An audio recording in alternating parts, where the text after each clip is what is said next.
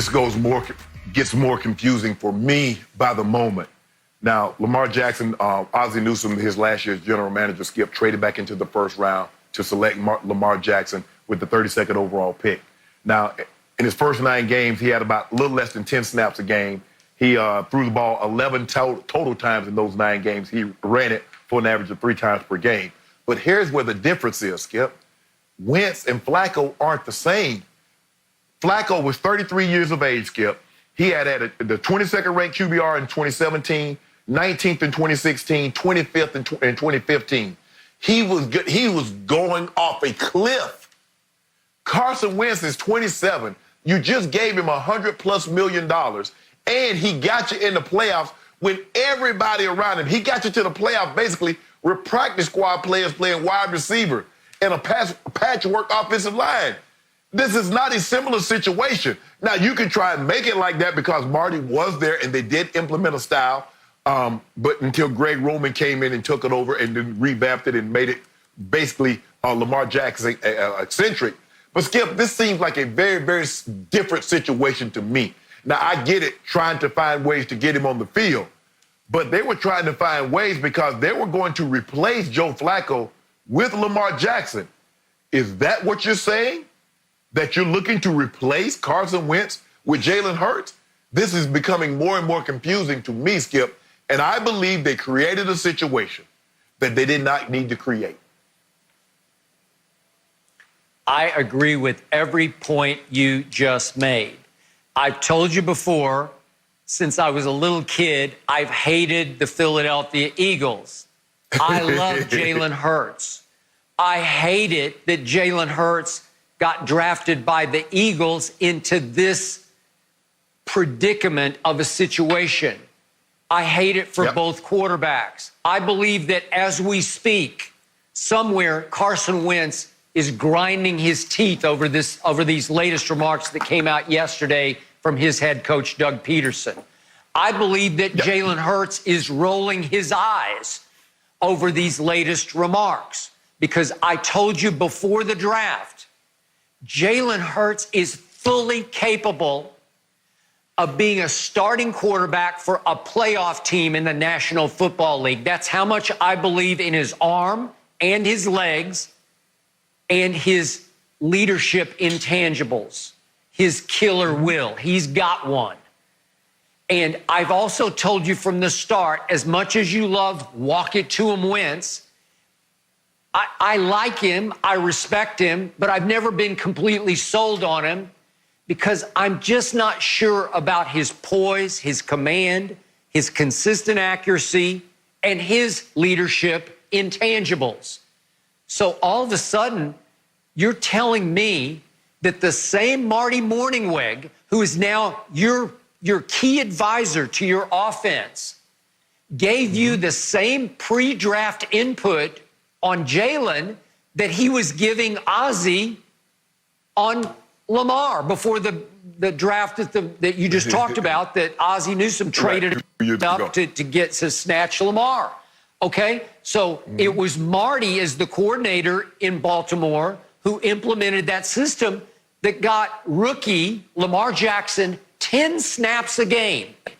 They were already starting to be done with Flacco, and again, he's the weirdest quarterback in the history of the National Football League. He has all-time great, does Joe Flacco, postseason stats. He won a Super Bowl. He won MVP. Can't take it away. But to your point, as I used to call him during the regular season, he was fluko because all the playoff stuff seemed like fluke-ish when it came to trying to get you back to the playoffs in the regular season.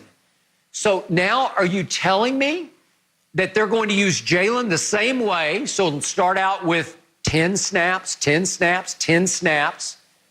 Are you telling me that Carson Wentz is now a candidate to get Flacco'd? Are you trying to tell me that you don't quite believe in him to the point that you're going to give Jalen a chance 2/3 of the way through the year to maybe beat him out? And Shannon, I remind you what Donovan McNabb said a couple of weeks back, and he should know, he was a longtime star quarterback for the Eagles. he said this is so unfair to Carson Wentz because, as I'm paraphrasing the way Donovan said it, but he said, Philly fans, Jalen's going to go in and make a play here, make a play there, and they're going to start rooting for Jalen. They always root for the backup quarterback in any city, but especially in Philadelphia. Yeah. And if Carson throws a pick here, or as we know he's wont to do, loses a sack fumble here or there, all of a sudden they're going to say, we want to see some more Jalen Hurts. Give us Hurts, give us Hurts, give us some more Hurts. And it's going to be damaging to Carson Wentz's psyche. He still hasn't proven anything because Shannon, as we talked about, he lasted, like 2 series against Seattle in his first ever playoff game last year. What did he do? Go 1 for 3 for 4 yards? So he's got 1 completion to his name in the postseason, and now he's got a second-round pick who had sensational stats, the 3rd best QBR last year to obviously Tua and Burrow, and scored 52 total touchdowns for Oklahoma and beat Baylor on the road and then beat Baylor in the championship game. How Matt Rule got a job off that, I don't know. That's a story for another day. But again, Jalen Hurts led them to the game against LSU in which Joe Burrow just annihilated my Sooners. But Jalen Hurts can play. They know he can play, and they're going to try to weave him into the flow the way Taysom Hill. Taysom Hill played 23% of the snaps last year in New Orleans. That's a lot. 23% of the quarterback snaps. He's in the game. Well, you know why that is? Because clearly Drew Brees is on the way out. I'm pretty sure this is going to be Drew's last year. I don't know that for a fact, but it feels like it. Sean Payton sort of let the cat out of the bag a month or so ago when he let that slip that it would be Drew's last season. But we just talked about those Pro Football Focus deep throws of the rankings. Drew Brees is 22nd. It's now like he has to get a running start and wind up to throw a deep ball. So it's clear that they're getting, they're going more and more to the playmaker, Taysom Hill, at quarterback. And yet now Jameis is the backup, just as the way Teddy Bridgewater. So when it's time to replace the starting quarterback, Sean Payton still goes to Jameis as he went to Bridgewater last year for those games.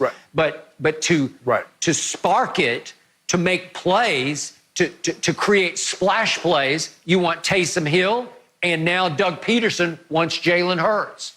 Very different situation. And I told you, it's making me feel sorry for both quarterbacks, especially Carson Wentz. This is not fair to him, and it does not bode well for him this year. The pressure is going to be times 10 on him to try to overcome that specter on the sideline that is going to be Jalen Hurts. And that's the thing, Skip, because you've heard me say this from the time that we talked about it after we found out they were taking him. I said they created a situation that they didn't even have to have. Now, we get it. Now, I don't like the fact that Green Bay took a quarterback, but Aaron Rodgers is 36 years of age. Carson Wentz is 27. 27. And you just gave him $108 million. So this makes no sense. And Skip, you laid it very out. If you look at Joe Flacco playoff numbers and not put his name up there, just look at his playoff numbers, you say this is a top 5 quarterback. And then you juxtapose that with his regular season number, you say this guy garbage. How the hell he stayed in the league for 12, 13 years? He's a night and day quarterback. In the playoffs, he's unbelievable. In the regular season, he's average at best. But Carson Wentz, you take a quarterback that's 27, that's coming off to do what he did. He got you into the playoffs, Skip, and we know all the injuries that he had to deal with receivers in his offensive line. And you say, well, we're in the business of developing quarterbacks. No, you're not.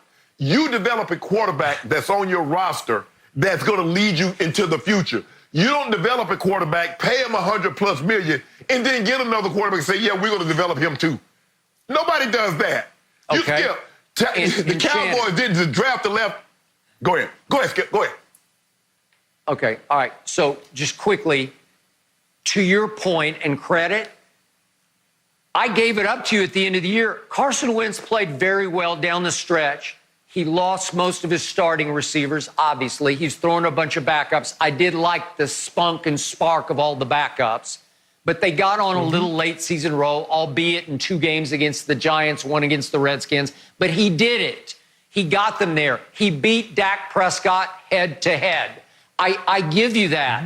And then that quote that Jenny read, where Doug Pederson is acknowledging publicly that Marty Mornhinweg saw the same thing in Jalen Hurts that he saw in Lamar. That's a horrifying quote for Carson Wentz. Right. Because that says we're going to fast track Jalen just the way they fast track Lamar. Again, Jalen doesn't do exactly what Jalen's not nearly as quick or fast as Lamar, but Jalen ran 4.5, which shocked me because he runs he glides, he's kind of effortless. But hey, he can play, and here we go. Yep. Thank you for watching. You can subscribe here to get the latest from the show, and be sure to check out more of the best clips from Undisputed, or go watch a few other segments from our other shows on FS1.